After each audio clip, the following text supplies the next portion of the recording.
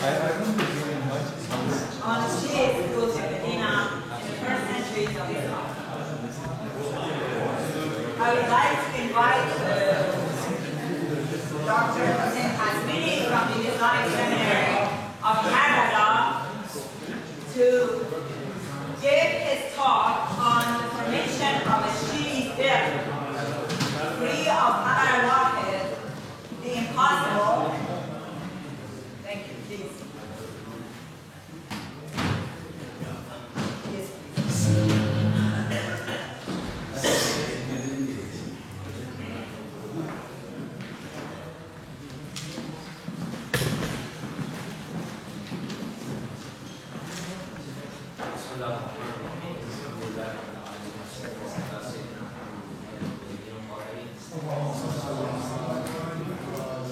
The theme of the conference is regarding Shi'ism or the origins of Shi'ism in Medina. The topic that I've chosen is quite related, although it's very technical, regarding the ahadith and the traditions of the imams. Imam al-Baqir, Imam al-Sadiq, and several other imams of the Ahlul Bayt, they lived in Medina and they disseminated knowledge through their traditions and ahadith. Most of these traditions are known as Khabr al-Wahid, meaning isolated reports, in comparison to al-Khabr al-Mutawatir, or numerous reports. Most of the narrations of the imams were in the form of Khabr al-Wahid. Now there's a trend in the Imami school of thought, and even in other school of thought, in Usul al-Fiqh, that is Khabr al-Wahid acceptable or is it not acceptable? Why? Because Khabr al-Wahid does not give you knowledge. It's not qat'i. It remains in the realm of blind and presumption. So those who built their Usul al-Fiqh on qat' and yaqeen, they would reject Khabr al-Wahid. And from the Imami school of thought, you will find Sayyid al-Murtala and several other jurists before him that rejected Khabr al-Wahid, including Ibn al-Razi, even Shaykh al-Mufid, al-Qadi, Ibn al-Farraj, and several others, maybe over 10. And this all falls into my research that I'm doing in Kampala as I teach Hukum fi Hujjat Khabr al-Wahid. So this is only a part of the research that I'm doing. The question that I like to ask, that I try to examine in my paper, is that if we reject Khabr al-Wahid, whether it was the early jurists like Sayyid al-Murtala, Ibn Idris, al-Mufid, al-Qadi ibn al-Farraj, or some contemporary jurists today. For example, we have Sheikh Muhammad Sadiqi al-Tahrani, we have Sayyid Muhammad Jawad al-Isfahani. These are contemporary jurists, perhaps even Sheikh Ibrahim Jannati in Qom. These scholars, they reject Khabr al-Wahid. My question is, if we want to sustain the fiqh that we have, the system that already exists, can we keep on sustaining it by rejecting Khabr al-Wahid?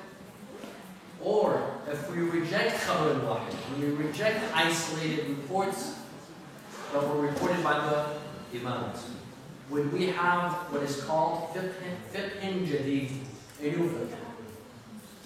Some say you'll have a new fiqh. If you take out Khabr al-Wahid from the equation, you cannot contain and sustain the traditional fiqh system that we have. You'll have something completely different. So this is the problem. My argument is that indeed, if we reject Khabr al-Wahid, we will have fiqh jadid. We will have a new system of fiqh. The traditional system we will no longer be able to sustain. Now, there are several efforts to try to sustain the system, the traditional fiqh system, by replacing Khabr al-Wahid with something else. So, for example, Sayyid al-Murtala and even Ibn Idris al-Hilli, when they rejected Khabr al-Wahid, the fiqh of Sayyid al-Murtala is not that much different from the fiqh of Shaykh al-Tusi, for example. We're contemporary. The fatwas of Sayyid al-Murtala, or even Ibn Idris al-Hindi in his Salat, his fatwas are not drastically different from that of Shaykh al-Tusi and Mabsut. Although Shaykh al-Tusi accepts Qabr al-Wahid, Ibn Idris doesn't accept Qabr al-Wahid. How is he able to maintain that fiqh system? As for Sayyid al-Murtala, for example, he replaces al-Qabr al-Wahid with al-Ijma'. He says that we take out Qabr al-Wahid, but we replace it with consensus, the consensus of the Imami, the consensus of the Imami scholars. For example, in his book, Al-Intisab, he mentions all the fatwas that the Shia Imami disagreed with the Sunni school of thought. And he specifically states in the introduction that my number one proof and evidence that I rely on is ijma'. Ijma' ulama al-imami. And then he continues and he says, ijma', my ijma' is different from your ijma'. Our ijma' is different. Our ijma' is the ijma' that tells me qawl al-ma'soom, al-kashif an qawl al-ma'soom. The ijma' where I can be sure that the infallible imam agrees with. This is our ijma', the imami perspective on ijma'. And not just a collection of fatwas just for the sake of collection. So, he relies on ijma' in his intisab while doing away with Qabr al-Wahid. Similarly, Ibn Zuhra al-Halabi in his Bunyat al-Nuzul, he does something similar. He also rejects Qabr al-Wahid, and he relies on ijma'. According to Shaykh al-Subhani in his introduction to Bunyat al-Nuzul, he says that Ibn Zuhra al-Halabi in Bunyat, he relied on ijma' in 650 laws. He based 650 laws on ijma'. However, in my humble opinion, that ijma' cannot be a replacement for Qabr al-Wahid. Why? Because it's like scratching your left ear with your right hand from the opposite direction. Sayyid al-Murtala relied on ijma' of the Imami scholars, and Imami scholars relied on what? Qabr al-Wahid. So in reality, the end result was that he relied on Qabr al-Wahid. But he doesn't say, he doesn't want to admit that he relied on Qabr al-Wahid. He says, I rely on ijma'. So ijma' cannot be a good replacement for Qabr al-Wahid. Two, some say we could replace Qabr al-Wahid with the general verses of the Quran. Umumat al-Quran. Al-ayat al-amma fi al-Quran. Sayyid al-Murtala, he does this in some of his books. Mainly in his book, Al-Nasiriyat. Al-Nasiriyat, in the introduction, he says, I will rely on the general verses of the Quran and on ijma'. So he attempts to justify several laws through the general verses of the Quran. For example, regarding the purity of water, that comes into contact with an impure object. Is this water pure or impure? So Allah says it's pure. Why? He bases it on verse 25, chapter 25, verse 48, which states that Allah brought down from the sky pure water. وَأَنزَلَ عَلَيْكُمْ مِنَ السَّمَاءِ مَاءً يُطَهِّرَكُم بِهِ. And so on and so forth. There are several examples of where he refers to the general verses of the Quran. However, how much does that add up to? 200 laws? 300 laws? When we speak of the entire fiqh system, we are speaking of tens of thousands of laws. How can you sustain those laws by taking out Qabr al-Wahid and denying the authority of Qabr al-Wahid? The general verses, they're not denying. Be that sufficient. Ibn Zuhra al-Halabi, also similar to Sayyid al-Murtala in his Bunyat al-Nuzul, according to Shaykh al-Subhani, he justifies 250 cases based upon the general laws of the Quran. So 250 based on the general verses of the Quran. 600 laws based on ijma', that's 850 laws. And we're speaking of tens of thousands of laws in the traditional fiqh framework. How will you justify those laws? Someone will say, well, why do I have to justify them? Good. You don't have to justify them.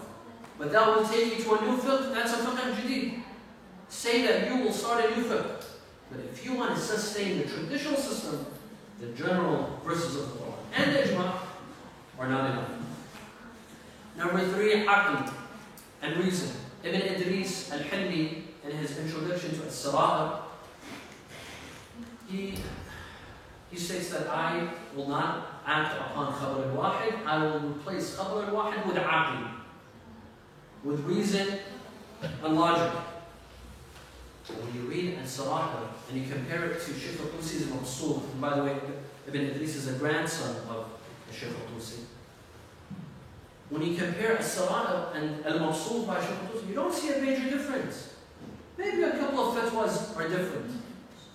If we want to exaggerate, we will say 70 or 80 fatwas are different of Shaykh al-Tusi and Ibn Idris. The vast majority, they're the same.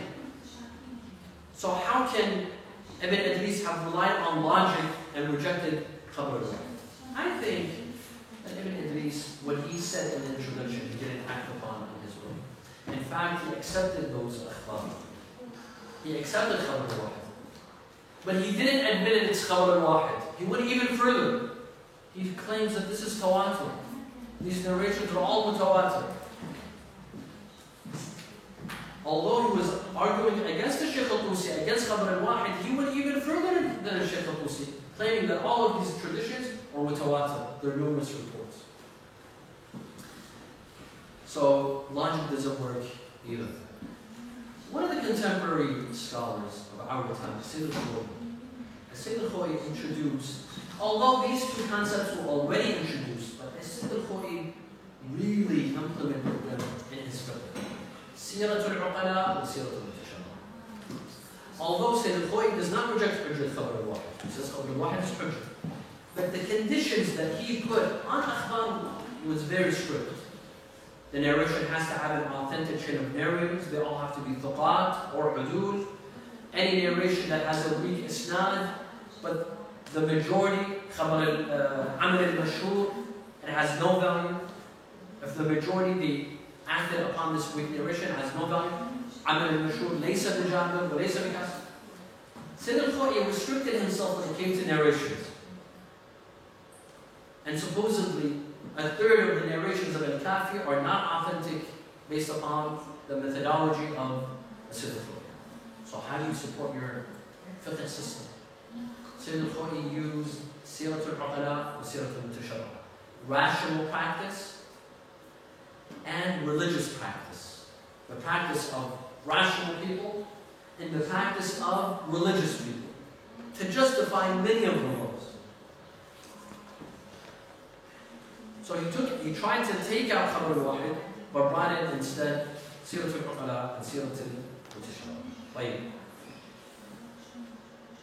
Now when we come to contemporary jurists, and this is what I'd like to emphasize, and to prove that rejecting khabar al-wahid will not allow you to sustain the traditional fiqh system.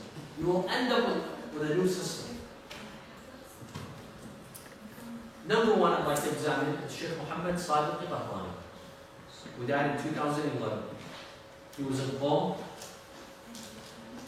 and because some of his views were rejected, he had controversial views that were rejected, he moved to Bahrain, and he faced many difficulties at home. One of his views is that khabar al-wahid is not authoritative. It has no value.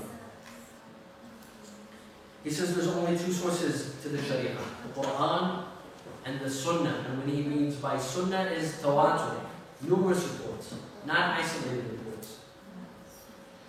He believes that basing fiqh on the Quran will reduce the amount of disagreements between the various jurists, and that any jurist that has not examined and studied the Quran thoroughly has no right to issue fatwas. He's not adequate, doesn't have the credentials to issue fatwas. He is critical of the majority of jurists who view the verses of the Quran to be presumptuous in their meanings, ظني الدلالة. Rather, he believes that the meanings of the Quran are clear-cut, واضح, and need not be translated by خبر الواحد. We don't need أخبار to translate the Quran. The Quran is clear-cut. هذا بيان للناس. Bayan is something that is clear-cut. Sadiq al-Tahani believes that the reason why our fiqh manuals are full of ihtiyat al-jubi, mandatory obligations, is because of these weak narrations.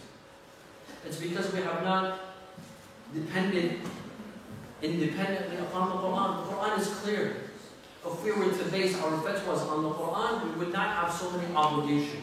We would not have so many obligatory precautions. Now, also in his book Usul al-Istinbat, which is the 22nd volume of his tafsir al-Quran, fi tafsir al-Quran, he dedicates an entire volume on principles of Usul al-Fiqh derived from the Quran only, not from the narrations, only from the Quran. And he derives 102 Quranic principles that we can apply in Usul al-Fiqh as jurisprudential principles and as fiqhi principles as well. قواعد أصولية وفقهية. As a result of his rejection of Khabar al-Wahid, Sadiq al-Tahani arrived at certain fatwas. Now you tell me if these fatwas, they form a new fiqh or they fall into the traditional fiqhi framework. So for example, he says that one, during wudu, during ablution, you can wash your face down, up, from up to down, or from down to up. This was his fatwa. While most jurists today they say you can only go from up to down. The age of religious obligation varies according to the obligation or subjects. So the age for prayer is 10 in both genders, 13 for fasting, and puberty for marriage. The hair of dogs and pigs is pure, according to Sadiq al-Tahani. Alcohol and intoxicants are pure. All humans are pure, including disbelievers. One may touch a translated copy of the Quran without wudu, without ablution. Burial is not a must. It is not wajib to bury a human being. Rather, one must only protect a deceased body from being seen and humiliated. One may prostrate on carpets because they are not worn. Shortening one's prayers is only permitted in cases of fear or emergency. Friday prayer is mandatory despite the Imam's disappearance. Congregational prayer, Salat al-Jama'ah, not Jum'ah. Salat al-Jama'ah is mandatory as well, according to Sadiq al-Tahani. Of course, whenever possible. The Imam of a prayer needs not be born of a lawful marriage. Bowing to God is only allowed during Salah. Otherwise, it is not allowed. What breaks one's fast are three things only: eating, drinking, and intercourse. Binoculars may be used to sight the moon. One may not embrace the hands of a non-infallible person. Zakat is mandatory on any form of income. Well, today most jurists, they say that zakat is not applicable, only khums. Sadiq al-Tahani emphasizes on khums. Sayyids, or from the progeny of the Prophet, do not deserve special privileges by receiving khums and not receiving zakat. I obviously don't follow on this. Only defensive jihad is allowed in Islam. Usury, riba, is forbidden even between a father and son. While there's a hadith that says, La riba bayna al-walid wal-walad. It says no. Usury is forbidden even between a father and son, husband and wife, Muslim and non-Muslim. Although there are ahad on these things. A man can take interest from his wife, while a wife cannot take interest from her husband. He says, no, this is nonsense. Divorce is not allowed, even for men, except in emergency cases. A wife needs not wait to get married after a divorce and uphold iddah, unless she might be pregnant. If she's not pregnant, she can get married the same day, as soon as her husband divorces her.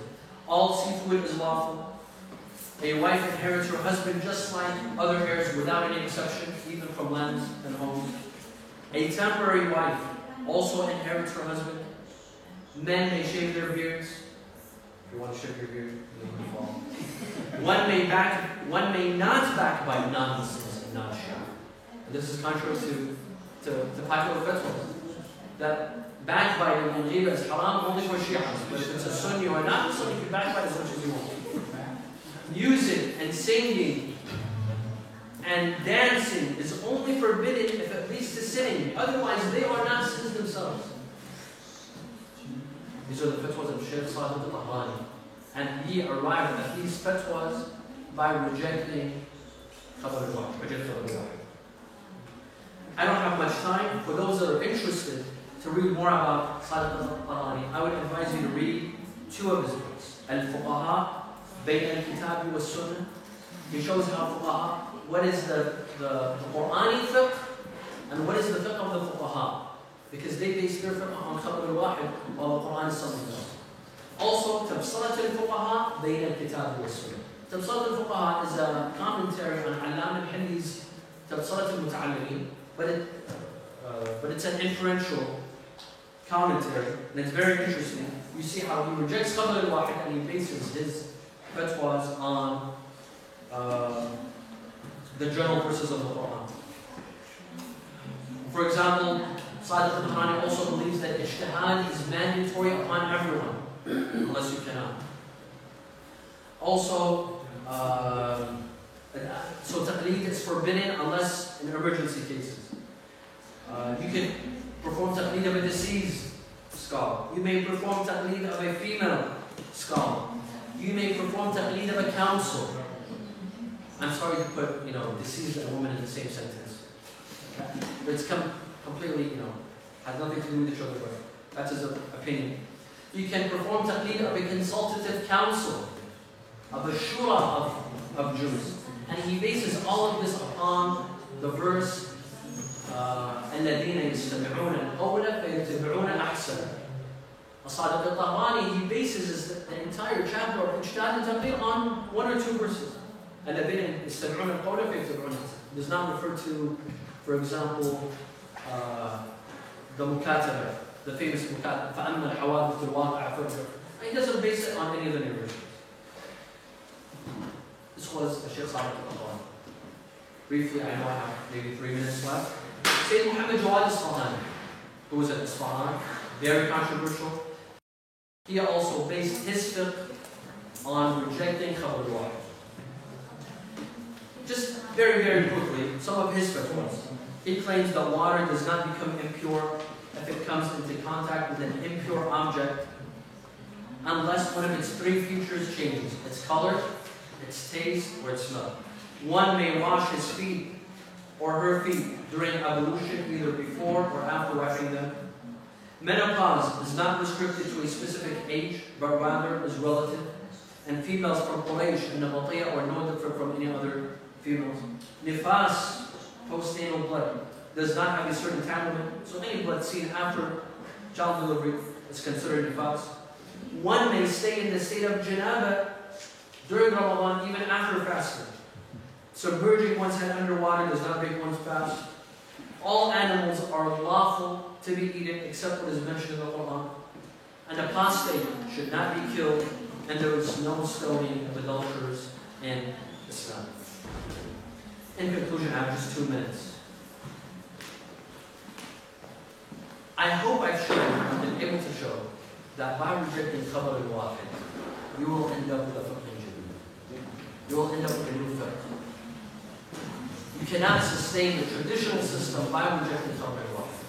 Ijma' cannot be a replacement. In fact, Ijma' today, by most scholars of Usul al-Fiqh, it's rejected. The authority of Ijma' is rejected. Aql, logic, it cannot be a replacement for Khabar al-Wahid. How do you want to apply logic to ibadat? The amount of prayers. Is it 4 units or 2 units? For in Hajj, going to Arafah or Muzdalifah or slaughtering different. Logic has no room in ibadat. The general verses of the Quran, according to the popular opinion, there are only 500 verses. Or 480 verses. How many laws do you want to derive from the general verses of the Quran? 1,000? 2,000? Well, what about the other traditional framing? Thus, my humble opinion that if one wants to sustain the traditional fiqh system, then that will go away with Khabar al-Wahid. Unless one wants to be like Sheikh Muhammad Sadiq al-Ahrani or Sayyid Muhammad Jawad al-Isfahani and bring a new system, then that's a whole different story. Alhamdulillah.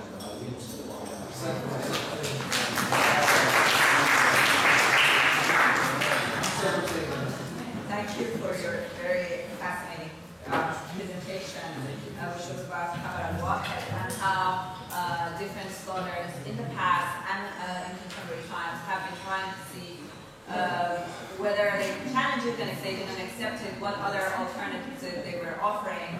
And he believes that those alternatives don't work. If one is rejecting Khabar al-Wahid, one is suggesting a new system which will lead to different fatwas. So, and he mentioned two examples of those people who didn't rely on Khabar al-Wahid and then produced alternative fatwas. Dr. Tamim. Okay. You asked for it. Okay, a couple of questions actually. One of them was by Sayyid Al-Khoury. You mentioned that you believe that Khabar al-Wahid must be supplemented with Sirat al-Uqala and Sirat al-Sharia. Many a time I found, including Sayyid Al-Khoury himself, these fatwas, which are immoral fatwa based on Khabar al-Wahid, or rejected as Sirah, which is moral. If you know what I mean. Sayyid Al-Khoury? Yes. Can you give me an example? He gave a fatwa that it is okay to steal from a kafir. To me, stealing itself is haram. And well, Sirah Uqala will tell you, rationally, ethically, that stealing whatever from whoever is haram. And yet, you know, that's it. And another issue, I don't know whether he gave that fatwa or not, but infant marriage, marrying a baby, it sounds almost obnoxious, frankly speaking. And yet so many ulama have given that fatwa. So how do we balance these two? Between Khabar al-Wahid, which is immoral, and Sirat al-Uqala, which is ethical. If I can give the second question also now? Yes, of course. The second question relates to what you said towards the end of the lecture, which I found really fascinating by Al-Haqqani and Al-Isfahani. Given the fact that the Quran has got very few verses on fiqh, you told us their fatawas, or examples of the fatawas, but what you did not tell us is the istidlal on the basis on which they can be derived. And I understand you have very limited time, but on what basis they can be derived fatawas which are radically different in some cases from what the others are given. Thank you. The problem with some fuqaha, I think we have a major problem in fiqh, and that is the problem of al-Aq and umum, generality of certain verses or narrations, where they think that this narration is applicable at all times and at all places. It's not. Well, it's not. In the case of marriage to a female child, I've seen this in many Rasa'il. It's even in the Rasa'il of Sayyid Sistani. It's in the Rasa'il of Sayyid Khomeini. It's in the Rasa'il of many scholars. That a man, if he marries a child, not only can he marry, he can Play with private parts. Yeah. Yes. Sexual gratification. The problem is that there's not a single narration on this. There's not a single hadith on this. Where did they get it from? They say Umumat, that a husband can have sexual relations with his wife. That's very general. So if this young child is his wife, then he may do so, based on that general principles. Well, that's not even applicable. This is a problem that I think we have with Atlaq and Umum. A lot of times where they think there is Atlaq, this law is general, it's not general. It doesn't apply in some cases. It's restricted by time and by place. We have to look at context. A lot of times when we come, jurists, they come and they pass a fatwa based on a narration without studying the context of the narration. It's a matter of context. And I could say the same with the fatwa of Sayyid Al-Khoury that says you can steal from non-Muslims. It's also a matter of context. Another problem based on that fatwa is that we see non-Muslims as either Dar al-Harb or Dar al-Sin. Either they are with us, this is the mentality of George W. Bush. Either with us or you're against us. If you're not with us, that means we could steal from you, we could kill you. While kafar could be put into at least 5, 6, 7 categories. That's that categorization of Dar al-Harb and Dar al-Islam exists still today. Your second question, I forgot. Was on how can you build a fiqh or istidlal on the Quran by itself? Simply because there are very few fiqh verses in the Quran. Exactly. What are the bases, the rationale they use in deriving these laws if they reject Allah?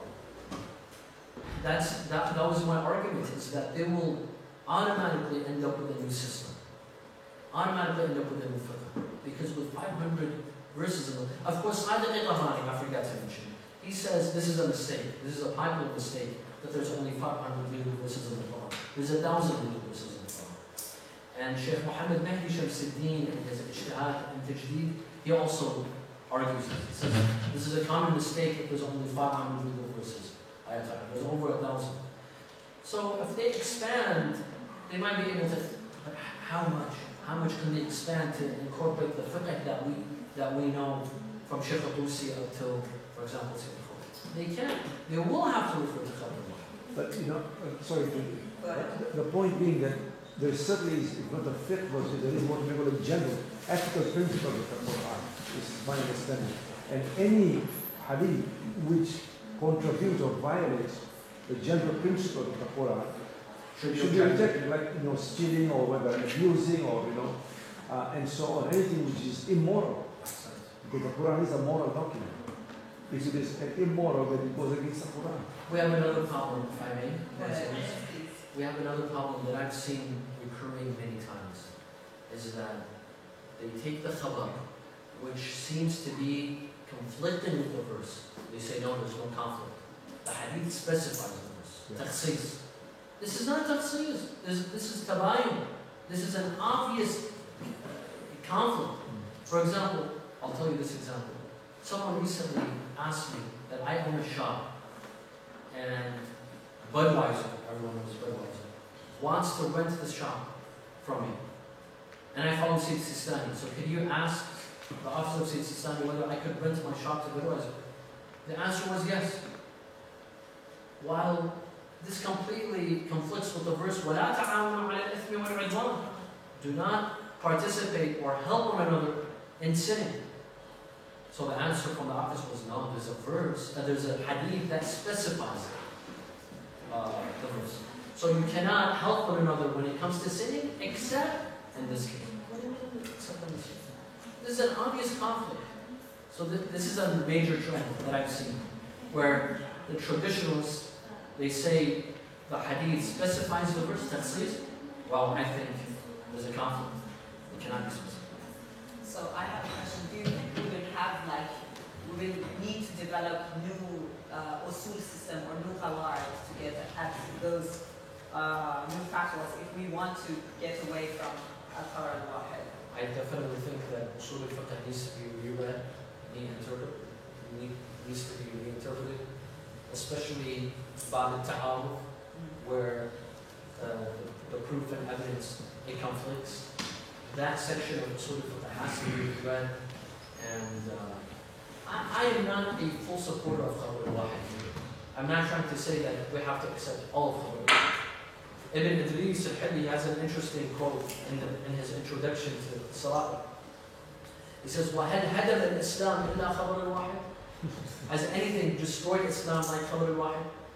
So, rejecting Khabr al-Wahid completely, that's one extreme, and coming and accepting all Khabr al-Wahid, like the akhbari perspective, that's an extreme. I think there has to be a middle ground methodology in which we accept the narrations that don't conflict with knowledge.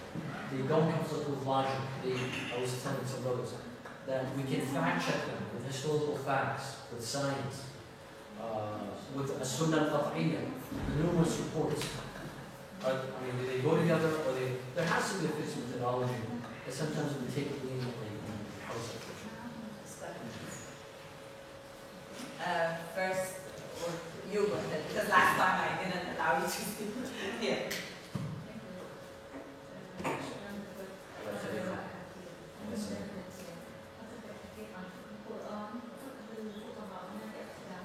ولكن لابد ان يكون فقه الفقهاء يستند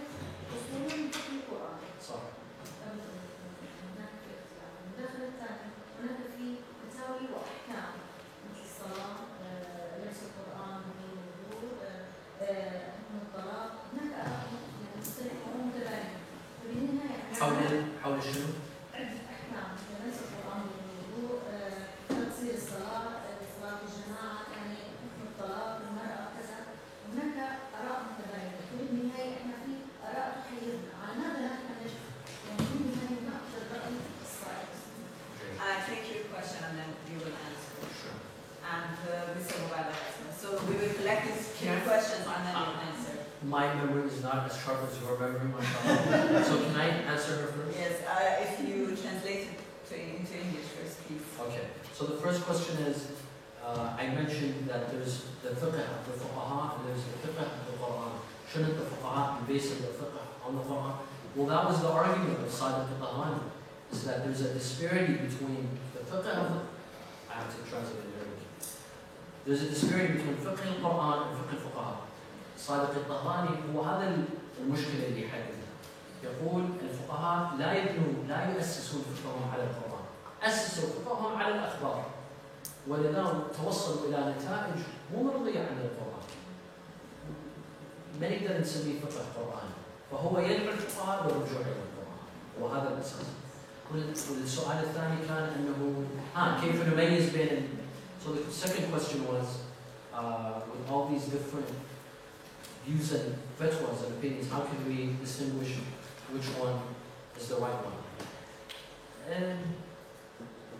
طبعا تارة نتحدث عن عامة الناس اللي مو مجتهد يفترض انه يقلد الاعلم. هذا الرأي المشهور انه يقلد الاعلم. اما المجتهد بعد هو ما يتبع هذه الاراء، يفترض هو يعمل اجتهاده، هو ينظر في الادله ويجتهد في مقابل سائر الفقهاء. فالكلام انه منه عامة الناس او المجتهد. So the answer is that, are we speaking about the laity? The laity, they don't pick and choose these different opinions. Theoretically, they have to follow the most knowledgeable, taqlid al-a'lam. But if it's a jurist, he doesn't even look at these opinions. He performs his own ijtihad. But if you allow us, because we don't have any time, we have the two questions and Sure. we'll have your answers. I think the main debate about the authenticity and the authority of Khabar al-Wahid is tracked back to Mu'tazila. So, I have written a paper about Abu Qasim al-Ka'bi, and he had some conditions for acceptance of the Khabar al-Wahid. Also, not conflicting with the Quran and not conflicting with the practice of the Prophet and the Islamic Ummah, and not conflicting with the reason, not conflicting with Ijma'.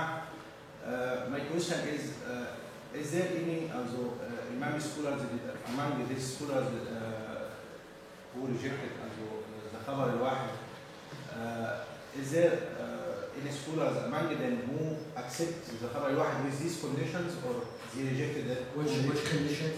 The conditions that the Khabar al-Wahid, we can accept it if he is not conflicting with Quran or with Sunnah or with Ijma' or with Aql. They rejected it completely without conditions, without any interpretations. Some of the early Shia theologians, they did reject Khabar al-Wahid. For example, Ibn al-Razi rejected Khabar al-Wahid. You would say محال عقلا التعبد بالظن بخبر الواحد. Sayyid al-Murtada, I do believe that he was affected by the Mu'tazila. He was in Baghdad. There was a Qadi Abd al-Jabbar. There were other Mu'tazilas in Baghdad. There were the Mu'tazilas of al-Basra as well. Supposedly al-Mufid was affected by Mu'tazilah al-Basra, and Sayyid al-Murtada was affected by Mu'tazilah al-Baghdad. So obviously that had an effect on him and some of his colleagues in rejecting Khabar al-Wahid. The second question was that if Khabar al-Wahid meets all these conditions, can it be accepted? Shaykh al-Tusi was the first to come out and say yes.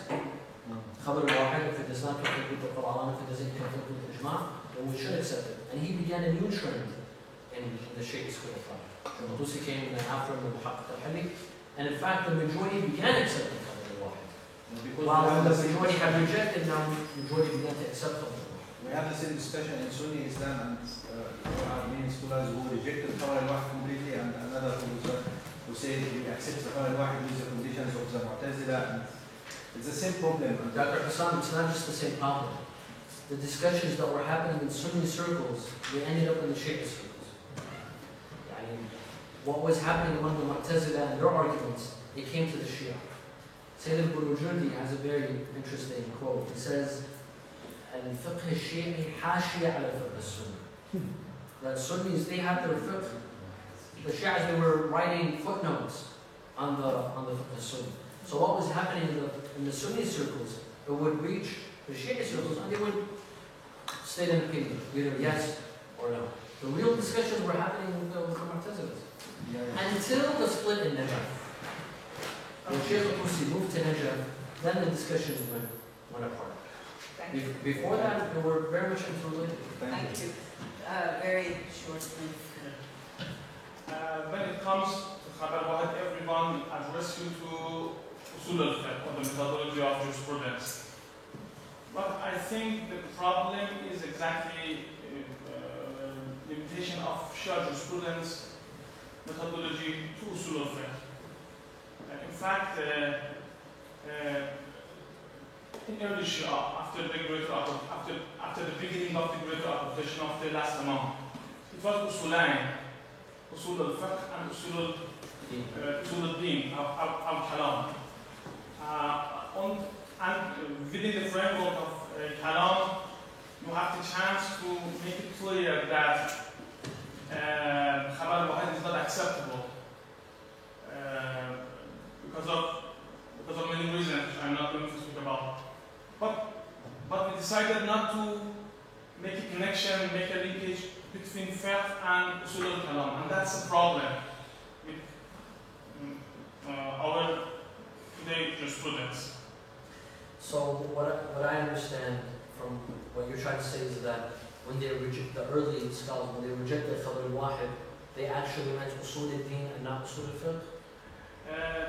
I want to say that maybe you cannot see it in their books, but beyond their mind, usul al-kalam was a lie, and it has a real effect on the jurisprudence they produce historically. And when you study the works of Dr. Salih al-Tehrani, you can see how kalam is really important within the methodology, by the methodology used in issuing fatwas. I just wanted to add this. Sure. If I could just say one thing, I haven't seen a scholar from contemporary times nor from the formative period that says Khabar al-Wahid is hujjah and usul al-din. There's basically an ijma', a consensus that Khabar al-Wahid and usul al-din is rejected. The conflict is in usul al-fiqh.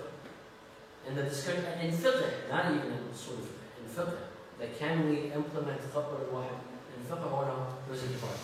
But in usul al-din, there's a consensus that we cannot accept Khabar. They don't mention the name of usul al-din, but when we go through the arguments they provide us with them, we can understand how they are relying on usul al-din and not the methodology of usul al-fiqh.